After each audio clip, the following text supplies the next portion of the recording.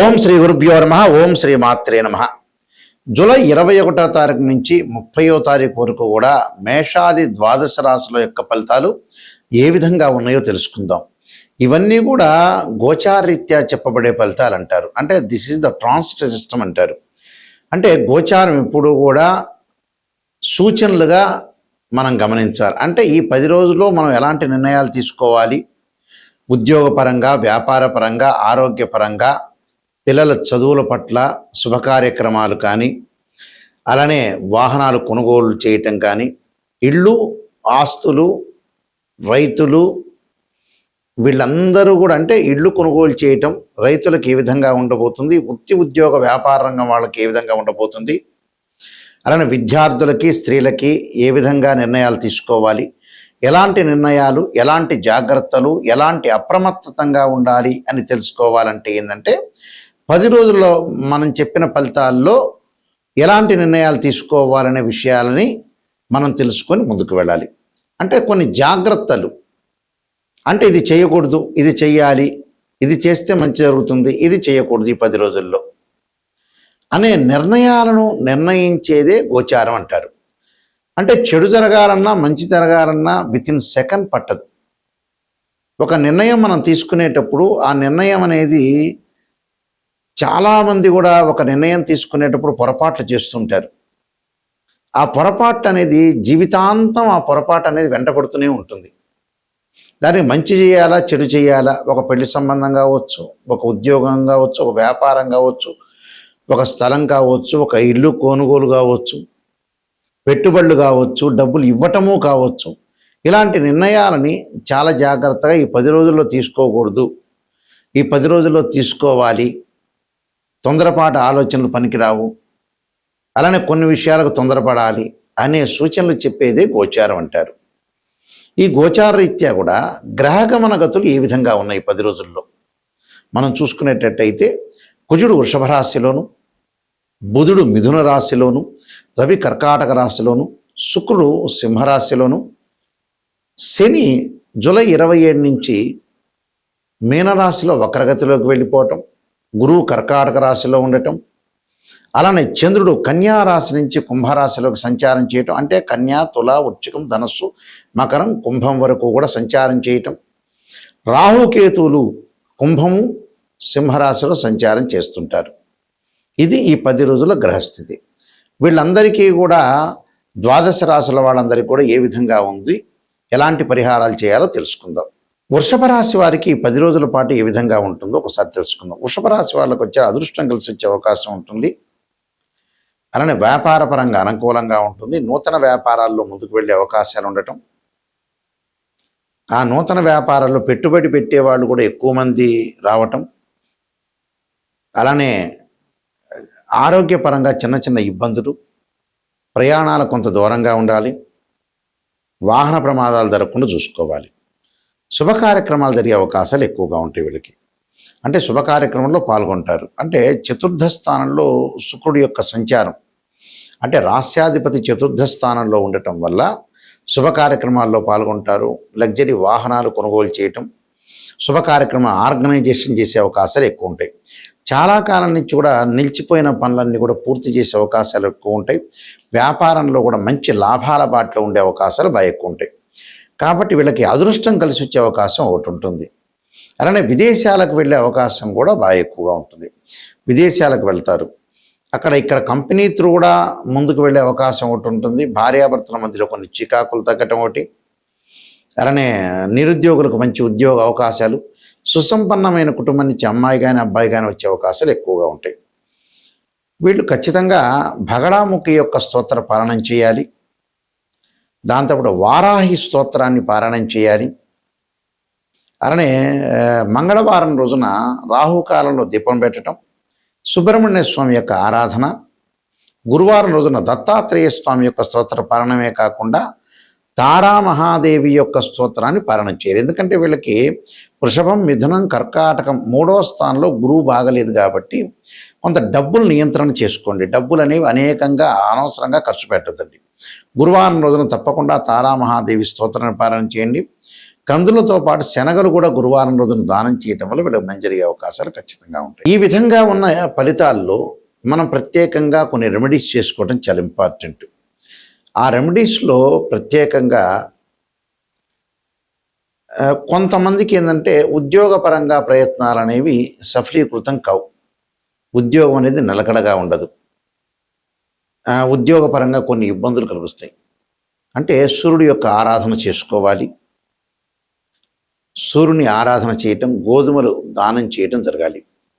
అలానే మనసుకు ప్రశాంతత లేకపోతే ఖచ్చితంగా మానసికంగా మెంటలీ డిజార్డర్ ఉంటే క్షీరపుత్రాయుధ్య అమృతతత్వాయుధీమే తన్నో చంద్ర ప్రచోదయాత్ అనే మంత్రాన్ని, వాహన ప్రమాదాలు అలానే ఎసెట్స్ సంబంధించిన విషయాల్లో ఏదన్నా ప్రాబ్లమ్స్ వస్తుంటే అంగారకుడిని ఆరాధన చేయాలి.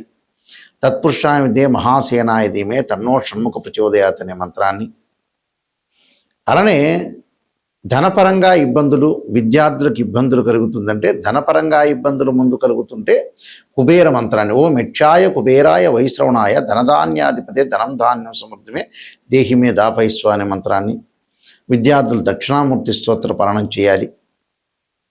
అలానే అమ్మవారి యొక్క ఆరాధన, ఆరోగ్యపరంగా ఇబ్బందులు కలుగుతుంటే శరీరే జర్జరీభూతే వ్యాధిగ్రస్తే కళేవిరి ఔషధం జాహ్నవీతోయం వైద్యో నారాయణహరి.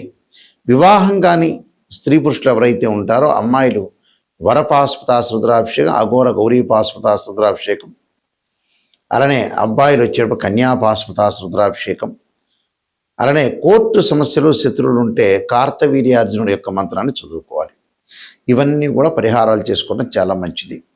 అలానే ఇక్కడ గోచారం వేరు, బర్త్ చార్ట్ వేరు. బర్త్ చార్ట్ అంటే ఏమిటి అని అంటే గోచారానికి బర్త్ చార్ట్కి లాట్ ఆఫ్ డిఫరెన్స్ ఉంటుంది, గుర్తుపెట్టుకోండి. గోచారం సూచనలు 20% ఉంటుంది. అంటే ఈ 10 రోజుల్లో చేయాల్సిన నిర్ణయాలు ఇలాంటివన్నీ కూడా చెప్పేదే గోచారం, ప్రజెంట్ సిచ్యువేషన్ అని అర్థం. బర్త్ చార్ట్ అంటే ఏమిటంటే 16 డివిజనబుల్ చార్ట్స్ చూసి మనం ద్వాదశ భావాలను ఎనాలిసిస్ చేసి రాస్యాధిపతుల్ని, అలానే దానిలో ఉండే గ్రహము, ఆ గ్రహ దృష్టులు, నీచ ఉచ్చస్థానాల్ని క్యాలిక్యులేట్ చేసుకోవాలి. ఎందుకంటే భావాధిపతులు వేరు. తనుభావం అంటే లగ్నం అని అర్థం. లగ్నభావాధిపతి రవి, ద్వితీయ భావాధిపతి గురువు, తృతీయ భావాధిపతి కుజుడు, చతుర్థ భావాధిపతి చంద్రుడు బుధుడు, పంచమ భావాధిపతి గురువు, షష్టం భావాధిపతి కుజుడు. ఇలాగ మనం క్యాలిక్యులేట్ చేయటం వేరు. భావాధిపతి వేరు, రాస్యాధిపతి వేరు, అక్కడ ఆ గడిలో ఉన్న గ్రహము వేరు. భావాధిపతి అంటే ఇంటి ఓనర్, రాస్యాధిపతి అంటే ఆ ఇల్లు కట్టించిన బిల్డరు. అక్కడ ఏదైతే గ్రహం అనేది దానిలో ఉంటుందో ఆయన టెనెంటు అని అర్థం. అంటే జాతకంలో గజకేశ్వరి యోగం ఉందా, రవిబుధాదిత్య యోగం ఉందా, చంద్రమంగళ యోగం ఉందా, లక్ష్మీ యోగం ఉందా, విదేశాలకు వెళ్ళే యోగాలు ఉన్నాయా, సంతానం కలిగే యోగం ఉందా, పెళ్లి యోగం ఉందా, ఎప్పుడు పెళ్ళి అవుతుంది, ప్రమాదాలు ఏమైనా జరిగే సూచనలు ఉన్నాయా, ఇన్ టైంలో మనం ఎలాంటి నిర్ణయాలు తీసుకోవాలి, ఎలాంటి పరిహారాలు చేసుకోవాలి అని దశలు, అంతర్దశలు, సూక్ష్మ దశల్ని, ప్రాణదశల్ని క్యాలిక్యులేట్ చేయాలి. ప్రతిదానికి కూడా చాలామంది కూడా రాశిచక్రాన్ని చూస్తారు. రాశిచక్రం ఒక వివాహం కాలేదు అంటే రాశిచక్రము, నవాంశము, భావచక్రము, దశల అంతర్దశలు చూడాలి. సంతానం కలగట్లేదు అంటే రాశిచక్రము, సప్తమాంశం, భావచక్రం, దశలు అంతర్దశలు చూడాలి. అలానే వృత్తిపరంగా ఎలా ఉందంటే రాశిచక్రము, దశమాంశం, భావచక్రము, దశల అంతర్దశలు క్యాలిక్యులేట్ చేయాలి. ఇది అసలు చేయాల్సింది. అలానే యోగాల దగ్గర నుంచి కూడా దానిలో వైదిక ఆస్ట్రాలజీ అని, బివి రామన్ అని, అలానే కేపీ ఆస్ట్రాలజీ అని, ఇలా రకరకాల మెథడ్స్ అనేవి ఉంటాయి. అంటే అయనాంశం ద్వారా కొన్ని క్యాలిక్యులేట్ చేసేవి కూడా కొన్ని ఉంటాయి. ఎందుకంటే కొన్ని గ్రహాల యొక్క మార్పులు కానీ, దాని యొక్క ప్రొడక్షన్ కానీ కేపీ పద్ధతిలో ఏ విధంగా ఉండబోతుంది, వైదిక ఆస్ట్రాలజీ ఏ విధంగా ఉండబోతుంది అనేది క్యాలిక్యులేట్ చేసుకోవాలి. మెయిన్ ఇంపార్టెంట్గా వైదిక ఆస్ట్రాలజీ చూస్తారు. సహజంగా కేపీ కూడా చూసుకోవచ్చు, దానిలో కూడా మంచి రిజల్ట్స్ వస్తూ ఉంటాయి. కేపీ సిస్టమ్ అంటే కేపీ సిస్టంలో ఏమిటంటే ఒక గ్రహం ఏ నక్షత్రంలో ఉంది, సబ్ లార్డ్ ఇలా చూడాలి. కొన్ని భావాలు, కొన్ని వ్యతిరేక భావాలు కేపీ సిస్టంలో చూస్తాం మనం. అలానే వైదిక ఆస్ట్రాలజీ, అలానే బివి రామన్లో ఉన్న ప్రొడక్షన్స్, ఇలాంటివన్నీ కూడా మ్యాథమెటికల్గా క్యాలిక్యులేషన్ చేసి అనాలిసిస్ చేస్తే యాక్యురేట్ రిజల్ట్ వస్తుంది. యాక్యురేట్గా మనం పరిహారం చేసుకుంటే కరెక్ట్ రిజల్ట్స్ వచ్చే అవకాశాలు గ్యారంటీగా ఉంటాయి. కాబట్టి నేను నెంబర్ ఆఫ్ ఆస్ట్రాలజీ బుక్స్ రాశాను. కాలసర్పయోగం అని, కాలసర్పయోగ చంద్రిక, రాహుకేతువులు, ఛాయాగ్రహాలు, అలానే బృహత్ పరిహార సింధు, జాతక చంద్రిక, వివాహ మార్తాండము, పుత్రగణపతి వ్రతము, సర్వదేవతా గోత్రపులు part 1, part 2, prediction of astrology, transit system of astrology, ఇలాంటి స్వప్న శాస్త్రము, వివాహ మార్తాండము, అలానే నవగ్రహ దోషాలు పోవటానికి దశమహావిద్యల యొక్క స్తోత్ర పారణాలు, ఇలాంటి పుస్తకాలు నెంబర్ ఆఫ్ బుక్స్ రాశాను. ఇవన్నీ కూడా మా దగ్గర దొరుకుతాయి. రాజమండ్రిలో మోహన్ పబ్లికేషన్ వారి దగ్గర కూడా ఈ పుస్తకాలన్నీ కూడా లభ్యమవుతాయి. మా వెబ్సైట్ www.nayakanti.com, www.nayakanti.in కూడా మీరు చూడొచ్చు. నిజం తెలుసుకోవాలి అనేవాళ్ళు మాత్రం నాకు ఫోన్ చేయండి. ఎందుకంటే చాలామంది కూడా ఒక ఆస్ట్రాలజర్ని అప్రోచ్ అయిన తర్వాత పొగుడుతూ ఉంటారు. పొగట్టడం వల్ల పెద్ద ప్రయోజనం ఉండదండి. మీరు జాతకం చెప్పించుకోవటమే వేస్ట్ అని అర్థం.